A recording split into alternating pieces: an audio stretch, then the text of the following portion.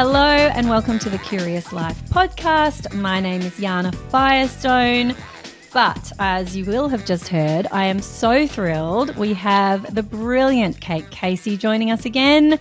Kate, thank you so much for hopping back in. Thank you for having me.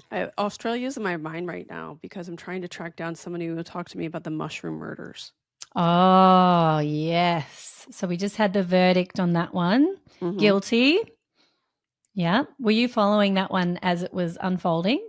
I'm sort of later to the game, but now that I know there are going to be docs made out of it, I'm fully invested. So I'm trying to find somebody who will talk to me, like a barrister or investigative reporter or host or something. Well, there were some podcasts. I think there was one Rachel that was recording one. as. Yeah. Yes. So if someone knows one of those reporters, reach out to me and let me know how I can get in touch with them. Great. Let's put it out there. Amazing. Yeah. I love how you keep up with Australian stories. You always seem to be across what's going on here. Have you got a special interest? Yeah, I'm dying to go to Australia. I have a good friend, actually. Her husband founded Virgin Mobile, not Boost Mobile. Okay, yeah. She, I bother her with so many questions. I want to make reality shows about Australia. I feel like it's an untapped spot, and Americans are obsessed with all things Australian. Right. Well, really let's good have a reality chat. shows too. Yeah. I mean, there's a lot of potential here. We just have to make sure it's the right kind. You know, there are some that just don't quite, like I think last time we talked about Yummy Mummies. I think that just kind of missed the mark a little bit. Byron Bays, I think, missed the mark because it was fake. It was just people they'd put together. It weren't really real people living in Byron, all of them. But the Real Housewives of Melbourne, I think in the first couple of seasons was excellent because they were genuinely batshit crazy and it was all very real. And then it became very overproduced and fake. And you could just see it was just like, oh, this is just for the cameras, and it lost it. And Real Housewives of Sydney doesn't do it for me in a similar kind of way. Yeah. It doesn't hold me the same way as, you know, the American ones do, unfortunately. Well, I live in Orange County, and that one is my least favorite. So I think that sometimes it's just hard when it's a show about where you live. It's like you're never going to really feel like it totally covers your reality. Yeah. And, you know, we've talked about this before that at least with Orange County, you can see where none of this would really happen and how far away each of them actually lives and what completely different circles they would all actually run in. And, you know, just as a start, how that just is not real. I agree. So I get it. But, you know, I feel the same about Beverly Hills. Why are we still calling it Beverly Hills when they all live in Encino? Right. You know, let's just be real. Let's call it Real Housewives of Los Angeles. And then I would feel a little bit better about it. I agree. It is a mystery. It is. Bit of breaking news. Did you see online today, Sheena Shay's outed her husband, Brock. He's Australian adjacent. I think he's actually Kiwi, but has an Australian family that he abandoned. Okay. Right. And, you know, she's now coming out and saying that he cheated on her. I don't think anybody in the world is reading that in shock or horror, but I think the timeline is really interesting and that she was so sort of forgiving of Tom Sandoval when all of that was going down. And now the timing looks like it was kind of overlapping. Yeah. So what do you make of all of that? I don't see her staying with him. But I think that the part that I think is very true is that sometimes when a woman is facing another breakup, that they sometimes think no one will accept my story and what it comes with. So maybe it's just better to stay in this horrible relationship. But I think you get to the point, especially when your friends are dating and you see them beginning new chapters and their happiness, that you finally cut the cord. So I think she may have stayed with him in the short term because she was afraid of I don't know, losing out on job opportunities or being ostracized, hanging a light on something that's really embarrassing. And in the short term, I'd go, okay, well, I'll just stay with him for now for the sake of my child. But I don't see that being long term because at some point you're going to want to pursue your own happiness. I'm sure there are a population of people that think, I mean, he showed you every single day that red flag. He waved it in front of your face and you chose to look at the other way. But I don't know. Yep. This is her problem and not mine. So there you go. True. Thank God for that. Yeah. So I actually brought you here today because I heard you talking on Juicy Scoop about two people that have been really prominent figures in my life and exploration of entertainment and people in entertainment for decades. And they've sort of been this secret interest of mine forever. And that is Jayne Mansfield and Natalie Wood. And I just know that you are the right person to talk to about these incredible women for so many reasons, partly because of your wealth of knowledge and experience and background in entertainment and documentaries, unscripted. So, from behind the scenes and how things get made and all of that, but also because you do such deep thinking about really important things. And I think these women, you know, as we've seen in the new documentary about Jayne, My Mom Jayne by Mariska Hargitay, her daughter, and the Natalie Wood doc, similarly made by her own daughter, Natasha Gregson Wagner. I think there are so many themes that are parallel for both of these women and both of their tragic stories, and for their daughters who are living with this legacy and this gaping hole of being young kids losing a mum in a public and tragic way. And there are just so many layers, and I just want to dive in and get into it with you. So, were you interested in either of these women before the docs came out? Had you been already doing your Well, own? I would say Natalie Wood is a little bit more on my radar because of her tragic death. And there's so much speculation about what happened that night. I was familiar with Jayne Mansfield, more so her death. There was some more to that as well.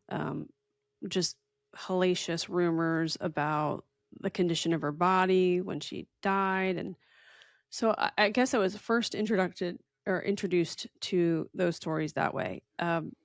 It wasn't until I watched the Natalie Wood documentary that I really felt this enormous connection, and I couldn't really put my finger on it for quite some time about why that was. But I watched her documentary several times, and every time I watch it, it's like a guttural weep. And then I read her daughter's book, and it just intensified. And I think over time, I've come to realize that in hearing her story, I feel like she just sort of represents the women that have come before us who were really brilliant and extraordinarily talented, were such great collaborators, and they lived in a time where all of those things were overlooked.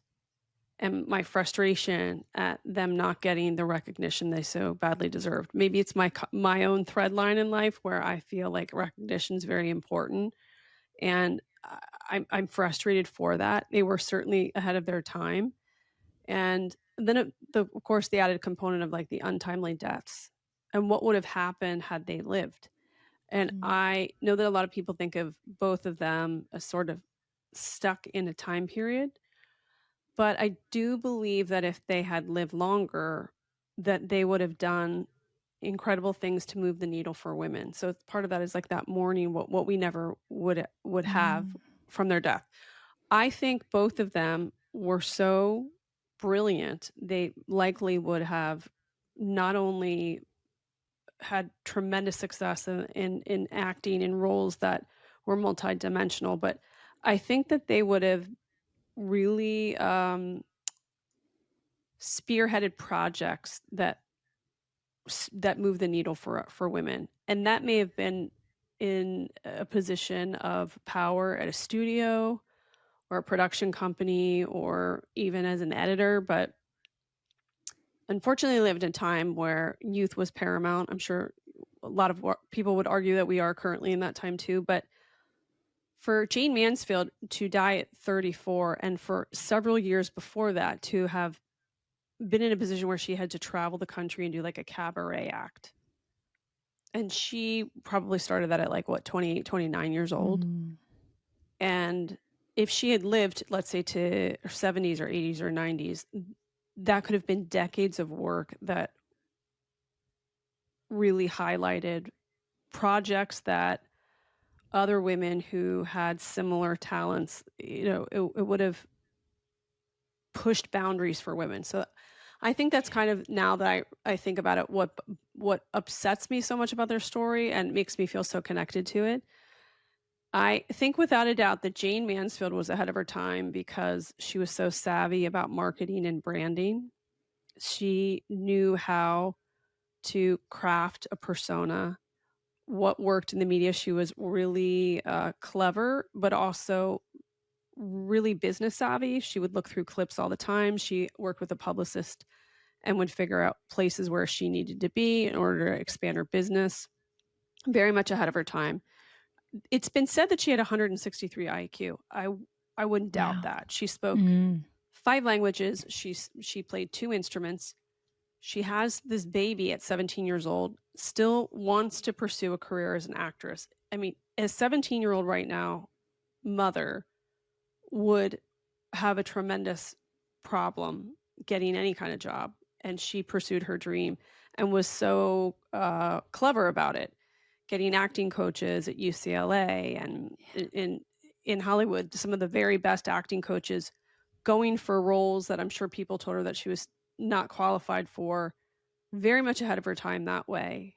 Now, what makes Natalie Wood a little bit interesting that a lot of people don't know, which it was important for me to kind of bring some of these forward, is that number one, she challenged gender norms in film. The roles that she played were really rich and independent characters. And you can see that in Rebel Without a Cause and Splendor in the Grass. She portrayed female sexual agency, mental health struggles, and rebellion against societal pressures. And this was decades before those topics were even normalized. Yeah. She opened conversations about mental health because of those roles and because of her own personal life. She acknowledged psychiatric treatment, which paved the way for more honest discussions about mental health in the entertainment industry and the world at large. Yeah. She also pushed for more creative control. So she's under the control of the studio system, but she would take risks by rejecting roles that didn't align with her own values. And then she would eventually renegotiate her contracts to gain more control over the parts that she played. Very much unheard of at the time. Still a battle that a lot of actresses currently talk about and face. She was doing this decades before. She had a complex ethnic identity. She was born to Russian immigrants. Yet she navigated identity and assimilation pressures with grace. She never denied her background. Unlike many actresses of the time that had to anglicize their public personas, she was very proud to be a Russian immigrant. She stood up in a male-dominated industry. She was one of the youngest actresses to successfully transition from child star to a serious adult performer, which, as we know from stories like Shirley Temple, that was unheard of at the time too. I loved that she portrayed roles that had real meat on the bone, like real psychological issues, multi-layered. In Splendor in the Grass, for example, her character's descent into despair due to societal repression of female desire was really groundbreaking of the time. So we can only imagine what would happen if she would still have been alive, 20, 30 years after, the kind of roles that she would have not only just played, but generated for other actors. Yeah. She refused to be ashamed rather than allowing the studios or tabloids to weaponize her mental health or her personal story. She used those to deepen her roles and to assert a modern identity. And that was years before anybody else was.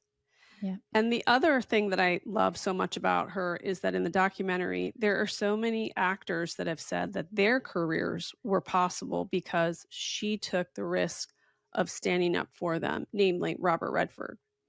And he is Mm. such a pivotal person in the history of the entertainment business. Yeah. And for him to say, this would not have happened if it were not for her.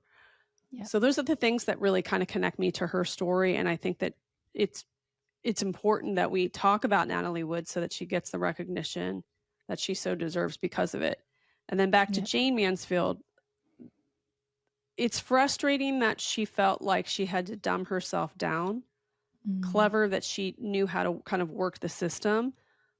But imagine if she had not died, the kind of roles that she would have played or pushed for with a bit of power, especially if she were in a position of power at a movie studio or at a production company, that would give freedom for women who wanted to create or act in roles that highlighted women who were highly intellectual, which was kind of unheard of at the time. But I think the biggest thing too is that she provided this like sexual liberation for so many. She was like unapologetic about her sexuality. Remember, she posed nude in Playboy, and that was in the 1950s. Yeah. She was one of the first stars to do so. And I think that that was really important because it was challenging the sexual norms of the 50s, which, as we know, were pretty depressing. Yeah. And so I think that for her, and what I really love about Mariska's point of view and her work in this is that she highlighted that her body positivity and the feminine power that she had, I think telling the story now probably means so much to women because we're at a place where we're beginning to understand that it's okay for us to speak up about our own frustrations, what has been limiting to the women that have come before us, our relatives, and we want to like take our power back. So I think in many respects we owe so much to these two women. Yes. I was just completely taken in by everything you were saying then. And I think one of the great tragedies, first of all, I think it's brilliant to watch these two documentaries alongside each other. I think Yeah. they actually speak beautifully to each other. They're both on HBO Max here in Australia. Is that the same in the States? It is. So highly, highly recommend watching both of them together. But I think it is one of the great tragedies that Natalie seemed to be able to do what Jayne couldn't and what Jayne desperately wanted to do. Like Natalie was taken seriously as an actor. She was given the opportunity to do these serious, meaty roles. She didn't have to play the giggling, flirty girl to get along in Hollywood. And I I think really what the wonder. difference was that Natalie had male contemporaries that worked with her and respected her. I think Yes, true. men were terrified of Jayne because she had that feminine power and Yes. she was much more provocative. And I can only imagine that behind closed doors, that was a different story. But publicly, I think that would have been terrifying for a man to be in a project with a woman who was so confident in her sexuality. Yeah. Yeah. Yeah. And I just, I worry the way that things were going for Jayne if she would have made it, because she was in that period in her career where she wasn't fulfilled. I don't know that she was fulfilled doing that touring of cabarets, around the country when she probably was looking at some of these other actresses and going, like, that's what I want. That's where I want to be. I think she would have pivoted. She was too smart. Yeah. And we all do Yeah. that as women. We have to figure out how to pivot all the time because we're Yeah. always told that there's someone younger right behind you. And then if it's not that, someone without kids is right behind you. Someone who doesn't have to be home with their children is right behind you. So we are survivors and we have to pivot all the time. I think she would have moved into another chapter where she would have been creating the context. She was ahead of her time. So we know now we can't wait around for someone to bring us opportunity. We have to create it ourselves. She would have been someone like that. Yeah. Yeah. And then, that's just such a terrible loss again, because as you say, like, what could she have done? What could she have shown to the world? And, for so long, the focus was on the husbands and the children and the va-va-voom and the baby voice and the platinum hair. And I think Mariska did such a beautiful job of uncovering who her mother really was. And I feel like I saw Jayne properly for the first time. And I had read all of the things in years before, and I know exactly what you're talking about the car accident. And that was the main feature that, in all of the things I would be able to find online, it was always about the condition of her in the car. But it's both of them, really. Their death. Yes. Yeah, the death. Overtook their legacy. And I'm sure that's been the most painful part of this for their children. Yeah. And I noticed and they were great moms too. They were both really good moms. Yeah. And they were present moms in a time where you were like not supposed to talk about your kids. And the fact that Jayne Mansfield would take her kids to a talk show and then have them come up on stage. Yeah. Especially because if you think about it, she's known as this bombshell. And then that's like counterbalances that when you know your 6-year-old son and then your daughter and the baby like come out, they're like, it's like a buzzkill, right? Like, oh, so she was really, she was really showing everyone who she was from the beginning, like up front, and she unapologetic. I love my kids; they're coming with me. Even those cabaret shows, she was take them everywhere. Maybe I have a bias because I have 5 kids too, but. Well, they're not here on the podcast with you. Bring them out, Kate. Well, it's like as soon as, first of all, if you have 5 kids, people treat you like you are operating a cult. Yeah, But I worked as a consultant before I had a podcast, and I never told anybody I was pregnant because the truth is there is pregnancy discrimination, and if you're a consultant, it makes it all the easier to like fire you and get somebody else. And she just was like, I can be all things. I can be bright and beautiful and bold. I can be an actor. I can be a mother. I can be all these things that you think I'm not capable of. And doing it with like a wink. Yeah. Yeah. With the voice. Yeah. But well, also that's another thing. She did, so just like Paris Hilton, they kind of had to change their voices. I said the same thing. I was watching the documentary with my partner and I paused it. I said, it's just like Paris Hilton. Paris puts on that little baby voice and it's all part of her brand, and we've eaten it all up for 25 years. And it's exactly the same thing. Like, how brilliant. That would have been a great podcast episode to hear Jayne Mansfield in an interview with Paris Hilton. Yes. Talking about how they did it. Yeah. I would love to have Paris Hilton watch that doc and then to hear what she thought about it. Like, did she feel connected to that story? Yeah. Yes. The only difference is this, though, is that Jayne Mansfield came to Hollywood with 0 connections, didn't know one person. So that's makes it even more extraordinary. Yeah. I wonder if Paris had an awareness of Jayne growing up in Hollywood and I suppose she wasn't really in Hollywood until later, but I feel like she would be the kind of person that like had like maybe she had a picture in her house, and it's something I've seen, or where, that picture of Marilyn blowing the bubble. Yes. Something like that, maybe. Yeah. Yeah. Yeah. And I think the other thing that made me just so sad, and seeing it in both Natasha Gregson Wagner, Courtney Wagner, and in Katie, but also in Mariska, was this sense that they were searching their whole lives for this missing piece of their mother. Like, who was she? Who was she beyond? And I think it was Courtney Wagner who said, is this, sometimes when I look at pictures of her, I'd say, how is that my mother? Is that really her? Yeah. And, Mariska talks about having these like snippets of memory, but is it sort of recreated from photos or family lore, or is it Mm-hmm. really a memory? And grappling with that their whole lives, this identity piece that's completely missing. Like, I lost my mum at 21, but I'm very clear who she was. I had 21 years with her. It's very different. But, you know, I had all my family to talk about. I could fill in Mm-hmm. any pieces, and she didn't belong to anyone except my family. So I could go to my aunties, her sisters, and talk about her and just fill in any missing links.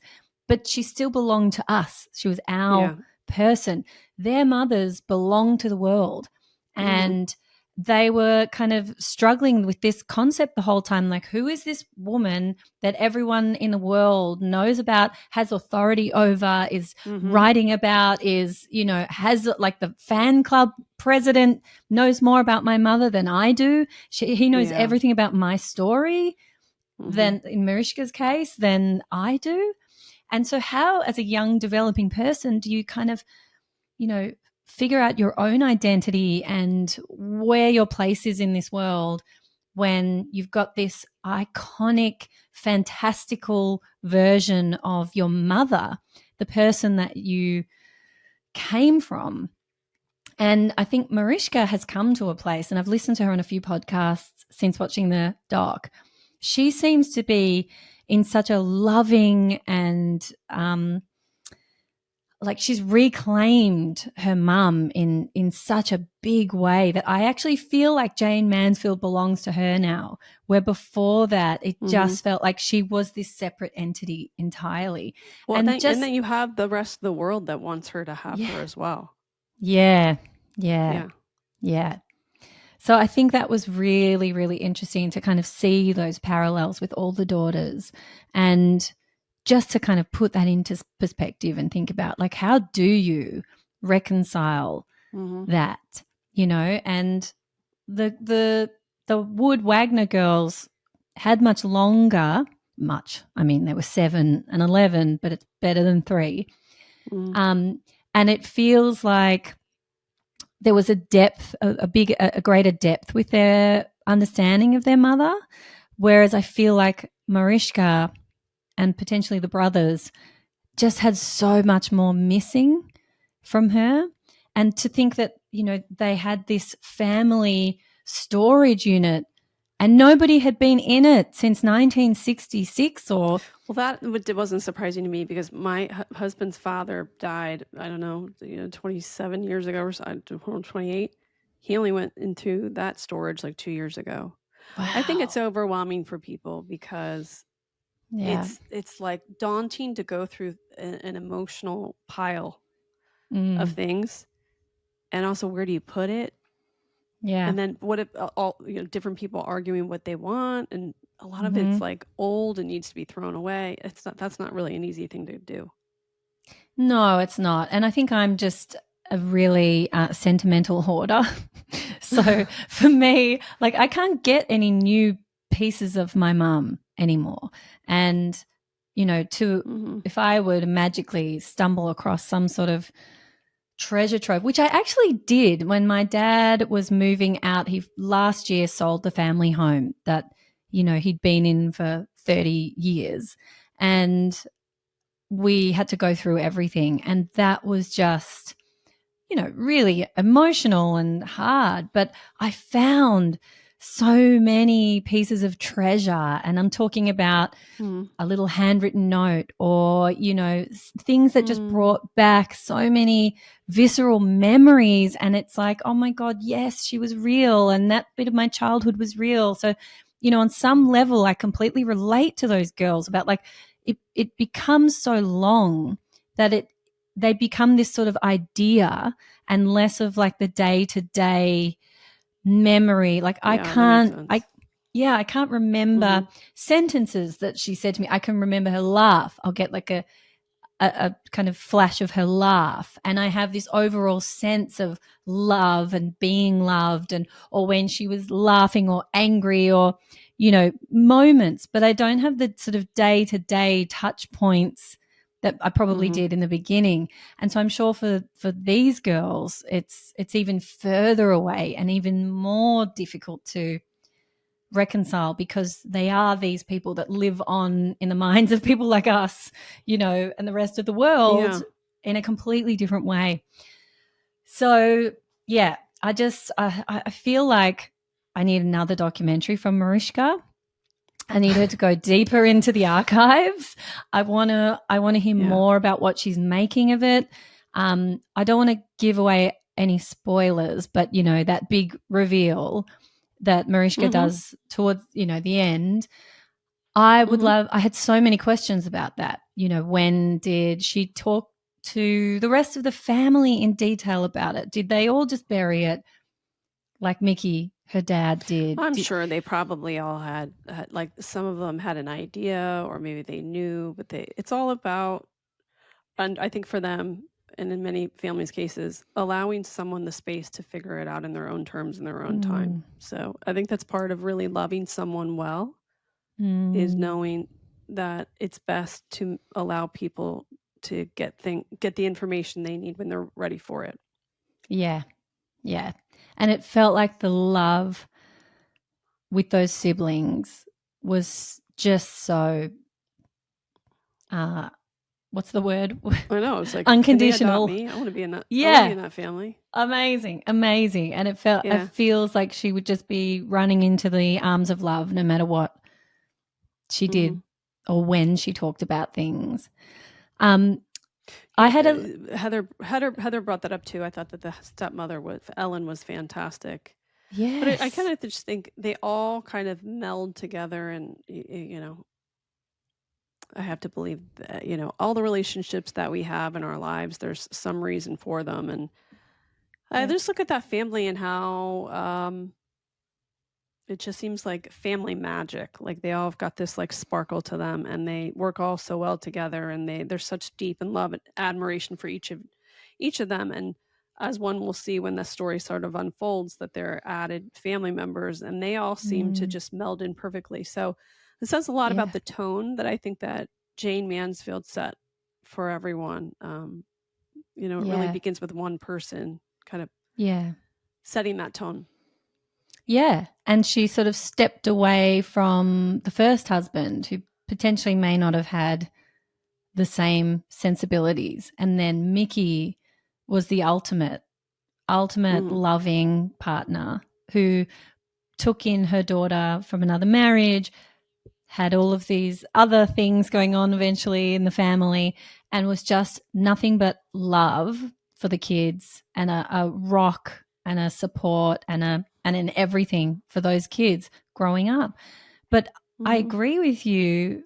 There wasn't enough about the stepmother, because did she have her own kids? I don't think she did. That wasn't She never had totally her own kids. addressed. No, but she just took them in and loved them. And the best thing about Ellen is just the way she talks about her husband's former wife with such kindness.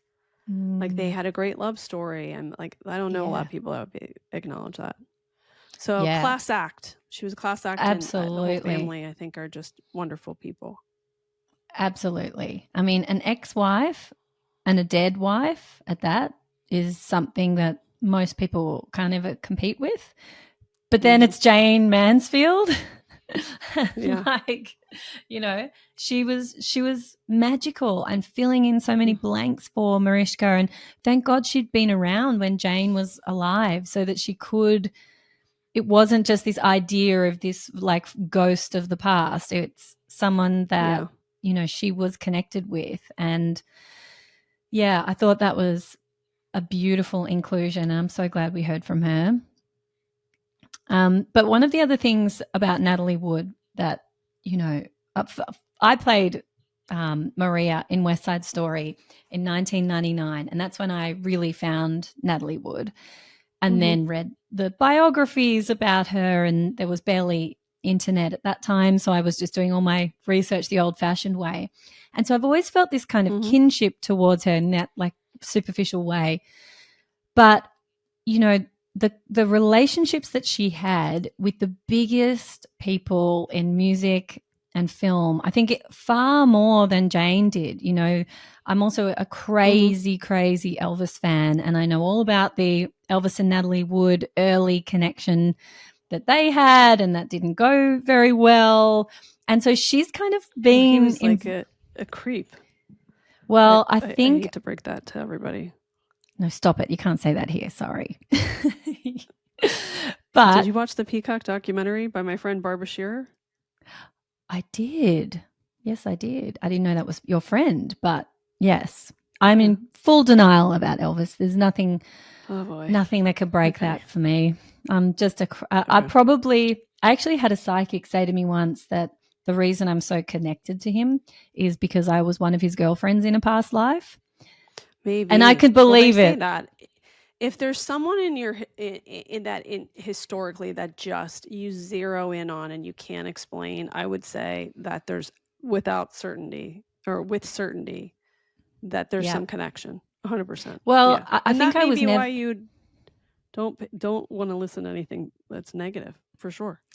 Yeah, I mean, I'll listen, but it's like water off it. I'm just like, okay, well, I don't think that, but but I think I was never meant to actually really discover him because my parents were full on hippies in the 70s. So I was raised on Bob Dylan and Janis Joplin and, the complete other world of Elvis. And my parents were not into him. I remember asking my dad, and he had an awareness of Elvis first coming on the radio. He said, like, what was on the radio back then was, crooners singing How Much Is That Doggy in the Window, and like very lame 50s music. Yeah.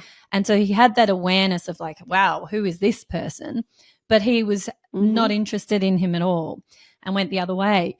And then I discovered him through an ex-boyfriend's boyfriend at the time. His mum was obsessed with Elvis. One day I was just like thumbing through one of her books, and it was like on a cellular level, I just went, and I was in and obsessed. Yeah, you were a girlfriend. And I felt like I could cry and cry reading about his death.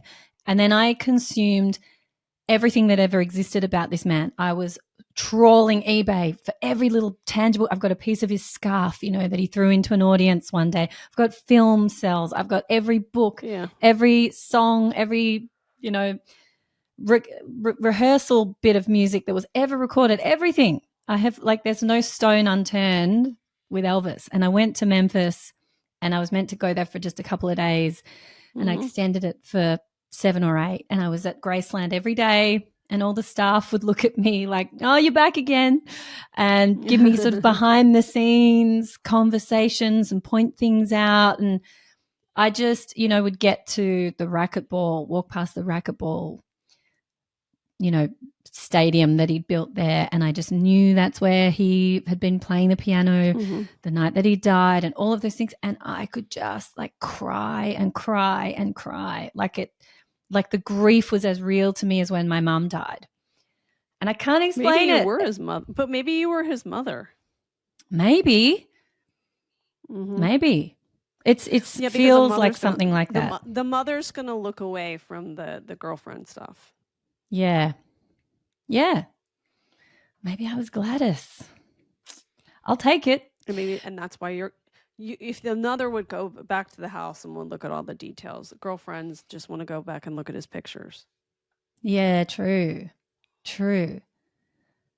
Unless there was a young girl who was spotted on a motorbike with him in Memphis, and then she was killed in a car accident shortly after that. Maybe it's like this unfulfilled life that maybe I thought it was the beginning of my real life with Elvis was going to begin, and then it was over. I don't know. Possibly if you were 13 or 14 years old, because that was I was not. I was of age. I was 20-something. Well, I would say more than you were probably his mom. Probably. And look, in Elvis's defense, I know there's some things that certainly in today's age are indefensible. And we know how young Priscilla was. And I don't believe her that they didn't sleep together before they got married. But then I also believe that a lot of the stories from a lot of the girls that have come and gone from that bedroom all talk about how childlike he was, and he wasn't trying to have sex with everybody. He liked getting a little bit, like to make out with people, a bit of sort of teenagery, heavy petting, but he wasn't actually that interested in sleeping with everybody.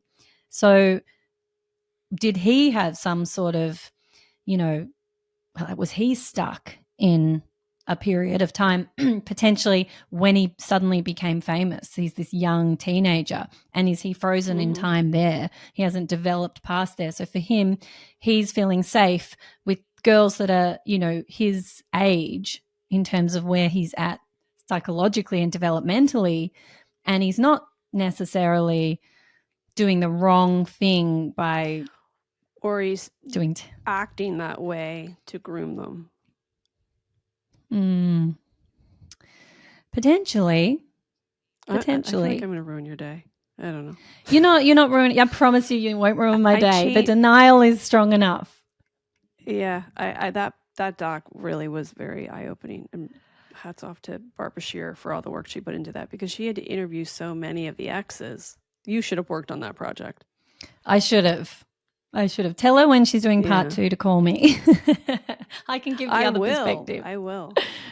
Yeah. I literally am like a savant of every kind of detail and information. And, I watched the Baz Luhrmann movie. And he died August 28th, 1977? August 16th. Yeah. August 16th, 1977? 16th, 1977. Born on January 8th, 1935.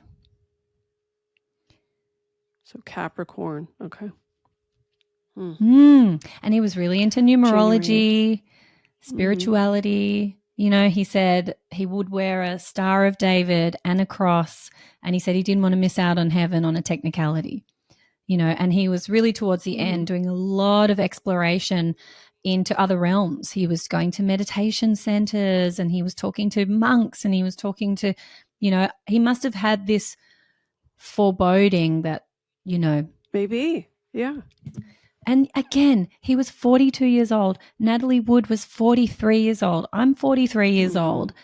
I feel like I am a child compared to these incredible people that have admittedly lived way more of a life and more of an adult life than I have. Yeah, but if they were alive, they would say, but you had access to things they never got to.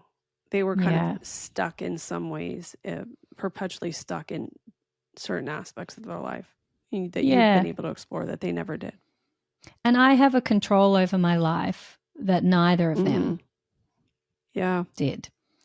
And I think there's no, that is just something you can't buy. And I think there was a lot of misery for a lot of these people who had no control over their lives. I think you're right. In so many ways. Yeah. Yes. Why was I talking about? Oh, yeah, because Elvis and Natalie Wood, that connection. So, from all his camp, they sort of said that, like, he had a big crush on her, as you would, and she was a huge star already. And she came to visit him in Memphis, and it was in the 50s, and he was just on the rise. And I think she just found him like too much of a hick and too much of a young boy. I think so. I could see that. And yeah, I mean, she was so intelligent and really refined. She'd lived this very adult life from the age of 7. And, this was just a young like bologna kid. Sandwiches. And he also had a lot of dudes around him all the time. It'd be hard to have like privacy. Yeah. Yeah. Yeah. Wouldn't be the ideal. And, then she's got, Warren Beatty and R.J. Wagner and Robert Redford, all these actually really deep thinking, refined, sophisticated kind of people. It would be, I love you, Elvis, but you're just a different kind of person. She also would have been like, I'm the only one. Like, all of these, he would be Yeah. with very, very young girls, and they had to make peace with the other women. And Natalie would be like, "Get out of here! What are you Yeah. talking about? Like, Yeah. it's me or no one." I'm Natalie Wood. Yeah, like, Yeah. give me a break. Yeah, totally. But I think there was a bit of bad blood. I think Elvis's pride took a big hit there. And I don't know that he ever forgave her for that. You think? Which is, yeah. I think that was, she was this big star and this was his big foray. And also, he idolized people like James Dean, and he is another one who wanted to be taken seriously as an actor and who wanted to do, deep thinking, dramatic roles and was not allowed, Right. even from such a young age. That's what he wanted. Yeah, I think he also was hiding his sexuality, which probably made it all the worse. Oh, interesting.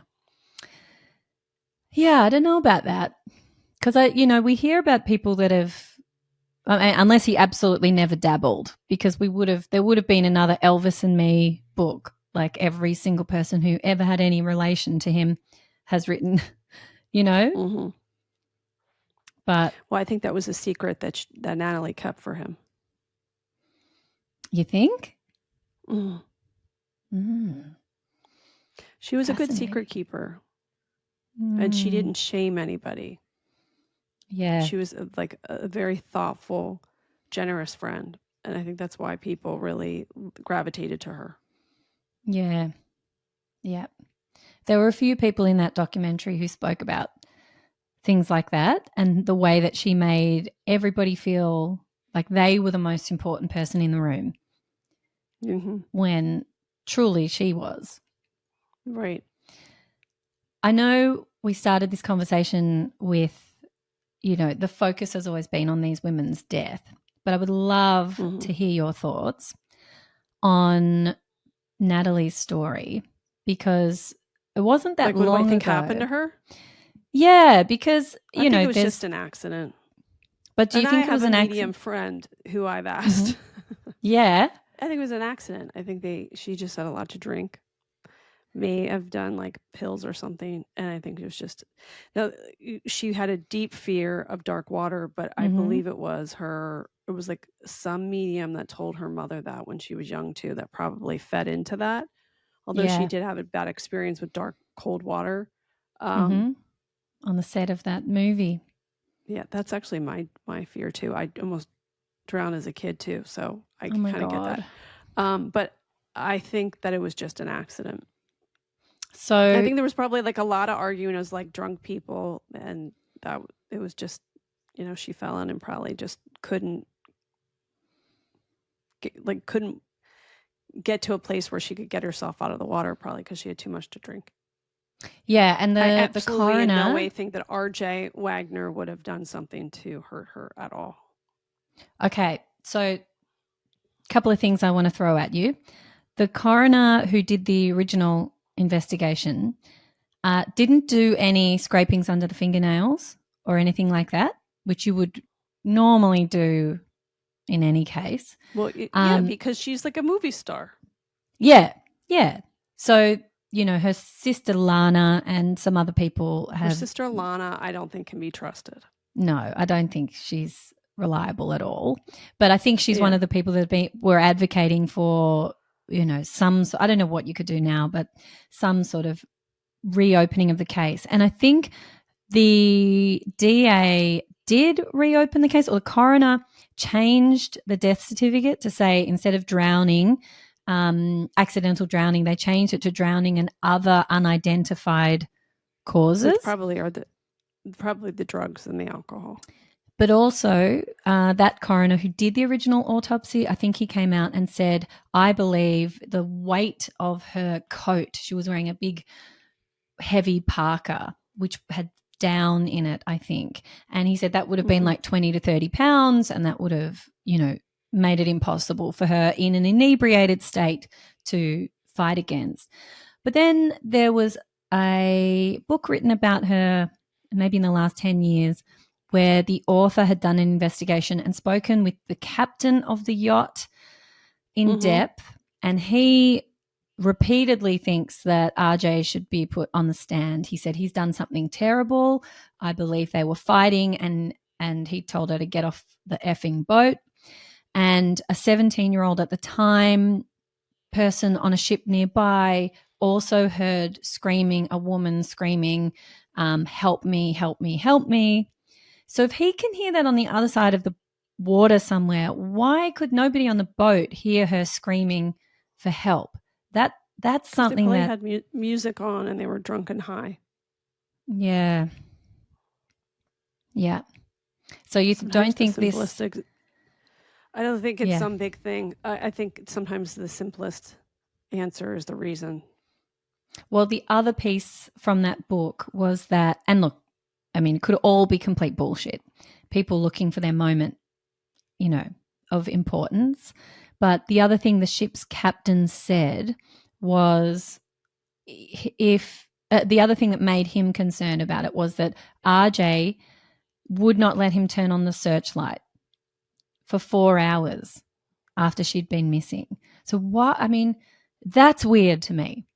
If anyone you love, if your dog went over, you would immediately put the lights on and be like screaming for other boats to do the same, like desperate. Like what happened to him that didn't happen? I don't know, but it just seemed if she had gone overboard and he was, I just can't imagine a man who loves this woman and also has children with her would purposely want her to die in the water. There's not enough there that makes me understand why he would want her dead. I agree with that. And the way he deeply grieved after. I mean, he went after her death to her ex-husband's house and stayed there. Yeah. There doesn't seem to be a reason why he would want her dead. No, I agree. It's just, a terrible tragedy. I saw there's a sort of TikTok, YouTube medium. He's this young guy. I feel like his name is Ant. You would have come across him before. And he does readings. He's done some true crime things. And I had a little look at his one about Natalie Wood. And he said the information he was getting was really thin because it was just so far away. But he was getting the sense that there was some sort of accident, but that the husband has some part in it, whether it was along the lines of they're having a drunken argument and a kerfuffle and she falls over and he's almost just like, oh, whatever, she'll figure it out. Like, just angry and kind of storming off and not intentionally throwing her in to try to murder her. And maybe he was so drunk or whatever, he didn't even necessarily at the time notice or really have a full understanding of what was going on. Yeah. But his reading of it was that there was some sort of unintentional involvement and that he doesn't live with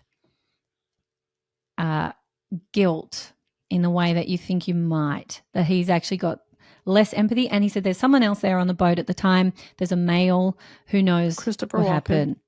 Yeah. Christopher Walken he won't talk about it because it's so upsetting. They were very, very close friends. Yeah. They were working on a project too. Yeah. I wonder if he'll ever talk about what happened. Any interviews I've seen with him, he just gives a nothing answer. She drowned. That's it. So, you can go around in circles, and these theories that will never be answered. But, even every medium probably has a slightly different answer, and how, sure, of course, it comes down to their interpretation and yeah. But I just think these two women were so iconic. And I feel like, as you were saying at the beginning of this conversation, this is a time for their names to be emblazoned and, brought to the public consciousness again for what they contributed, how far ahead of their time they were, and all of the things that they did for women. Maybe you and I wouldn't be sitting here doing this kind of work if it weren't for people like Jayne and like Natalie, who were breaking the mold and doing the things that they were driven by intrinsically. And I feel like especially Natalie, like I feel like she had more time, but she really got so much done and was so well respected. And, I think there's just so much we can all take away from both of their stories. I think you're right. So are there any other women in that sort of genre or era of time that you think we should be looking at? I'm sure there are. It doesn't pop off the top of my head. I think it would be best to go into the next decade and who those women were and just keep going. Yeah, the women of the 80s. I mean, Jane Fonda. Yeah. She's really doing impressive things now. Dolly Parton. I mean, there's so many women that Lily Tomlin. Yeah, they should just go decade, each decade and then follow those stories. Yeah. Yeah. And unfortunately, as we were talking about off air, still so much work to be done and still so much inequality and injustice and no recognition for so many of the women doing the work and moving the needle and being amazing. And that needs to change. It does. Yep. Let's start with you, Kate Casey. Let's make you be the woman of this decade changing the world. Well, we'll see. We'll see. Let's start with a couple of Australian reality TV shows. Yeah, maybe. I know of a freak Elvis aficionado in Melbourne, Australia, who may be of interest. I don't know if I want to tell Elvis's story anymore. Yeah, I'm sure there are a ton of people that really are deserving of a doc or a series, and I feel like we'll find them. Yeah. Well, I can't wait to see what you uncover and what you do, because you are already doing so much. So tell everybody all about your brilliant podcast, the different things that you put out all the time. It's not just a fluffy reality TV podcast. In fact, it's not even that at all. So if anyone doesn't know about your pod, give us the snapshot. I cover unscripted TV. So today I had the executive producer of Real Housewives of Miami. So that's an in-depth hour about the behind the scenes of making that show. So I certainly do a lot of reality TV, but I also do a lot of documentaries. So everything that's in unscripted, so things that are not scripted. And I put out a what to watch list every week, katecasey.substack.com. You can get access to that list. You just sign up. It's easy. I have 6 episodes a week. I also have a bonus episode on Apple Podcast and Patreon. And you can follow me on social media. I'm on Instagram at KatecaseyCA. TikTok, it's Kate Casey, and Twitter Threads and Blue Sky at Kate Casey. Amazing. And, yes, you cover reality TV, but it's not that fluff. It's not like a, page 6, just a gossip. You really go in depth, and it's a really intelligent look at all of the stuff that we're all obsessed with. And I love that about the work that you do. So thank you